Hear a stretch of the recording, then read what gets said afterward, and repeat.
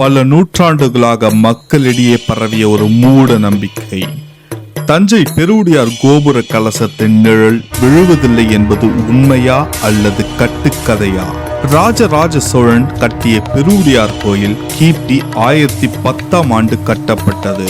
யுனெஸ்கோவால் பாரம்பரிய சின்னமாக அறிவிக்கப்பட்டது. இந்த கோவில் சோழர்களின் கட்டிடக்கலைக்கு இன்றும் ஒரு எடுத்துக்காட்டாக இருக்கின்றது. சரி, விஷயத்துக்கு வருவோம். இது முற்றிலும் பொய்யான ஒண்ணு. கோவிலோட கோபுரம் மட்டுமல்ல, அதன் மீது உள்ள கலசம் கூட ரொம்ப அழகாக நிழல் விழும். இது ரொம்ப காலமா மிகப்பெரிய உருட்டாக இருந்துகிட்டு இருக்கு.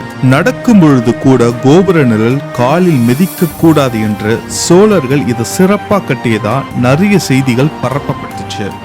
உண்மை என்னன்னா, நிழல் என்பது இயற்கையான ஒண்ணு. ஒளியின் கோணமும் பொருளின் வடிவம் காரணமாக நிழல் விழுவது இயற்கையான ஒண்ணு. உண்மையில் வெறும் சில நேரங்கள்ல மட்டுமே நிழல் கண்ணுக்கு தெளிவாக தெரிகின்றது.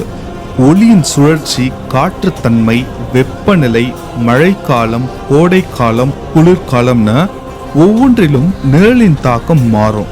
இருந்தாலும் சரியான நிழல் விழும் என்ற சான்று புகைப்படங்கள், ட்ரோன் வீடியோக்கள் இன்டர்நெட்லயே நிறைய இருக்கு. ஆனா இது எதுக்காக பெரும்பாலும் சொல்றாங்கன்னு பாத்தீங்கன்னா, சோழர்களின் கட்டிடக்கலையை மேம்படுத்தி சொல்றதுக்காக தான்.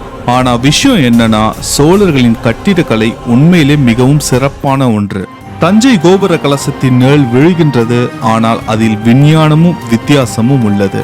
உங்க எண்ணத்தை கமெண்ட்ல சொல்லுங்க. இந்த வீடியோ பிடிச்சிருந்தா ஒரு லைக் அண்ட் சப்ஸ்கிரைப் பண்ணுங்க. தொடர்ந்து பயணிப்போம். யாதும் ஊரே யாவரும் கேளீர்.